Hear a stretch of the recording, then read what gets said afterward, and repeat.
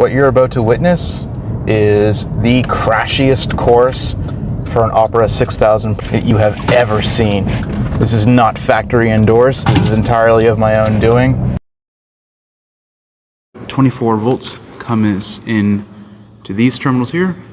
Red positive, black negative. And just how this is wired in particular, you have your power jumper from your 24 positive to your common of relay 1. Relay 1, relay 2, relay 3 is not available for use. Opera 5000s used to be, but not 6000s. So that's what this white wire here goes to. That goes out to your exhaust fan, your damper, whatever the case may be.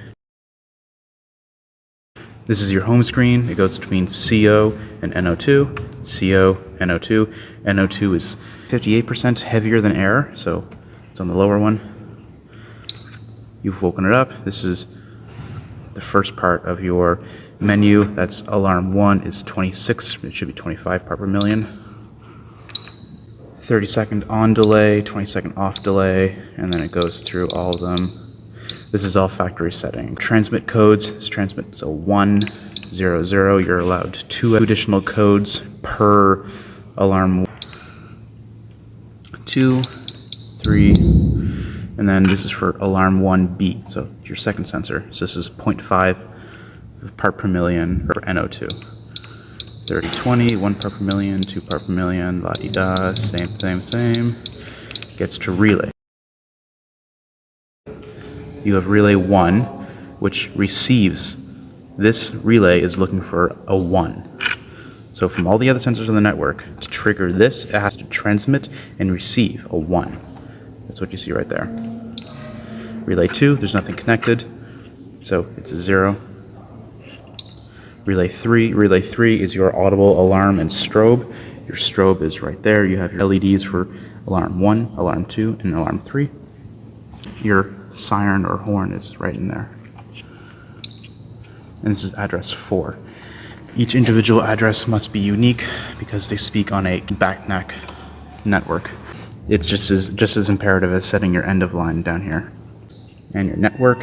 This network, if you set it to a 1, it'll scan all the available addresses on your network, but we don't need that, not for this one.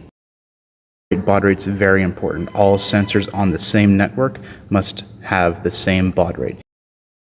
Manual mode 1, of course it's 69, is when you press and hold the up button to enter manual mode, only relay 1 activates, which that's fine because nothing's on relay 2, and relay 1 triggers your exhaust fan and your fresh air damper.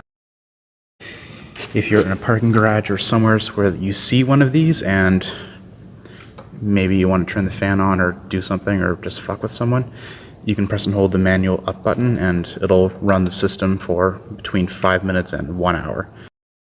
So, to actually calibrate a Opera 6000 with carbon monoxide, that's what this hose is putting in right now. Factory specifications is around a half a liter a minute. And what you want to do is you don't want to adjust it until relay 1 activates. So you want stability, and accuracy. You don't want immediacy because then that's not accurate. You're putting 100 part per million in and you want to make that number match. If you so this bottom number here is basically your gain, and you can hear the VFD ramping up. Once that number exceeds 200, the sensor it's gone, it's garbage. You have 1,000 points of adjustment. Once you get to 200 on either one, so 800 whatever and 200 whatever, sensor is garbage. Get rid of it, replace it. Now what I'll do for this sensor and not the other sensors is, or at least some of them, is that I'll prove the network works by letting this run out to alarm 3, which is your audible alarm and your horn. You can tell a newer 6000 from an older 6000. 6000s came out in 2015, 2016, is that the older ones had an actual cutout here for the audible alarm. That and the serial number and this side panel here is entirely different. And there you go. 180 seconds of being above 75 part per million carbon monoxide will activate your buzzer and your audible alarm.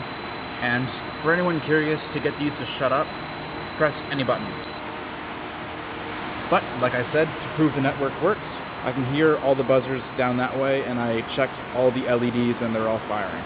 So that's how we know the network is good.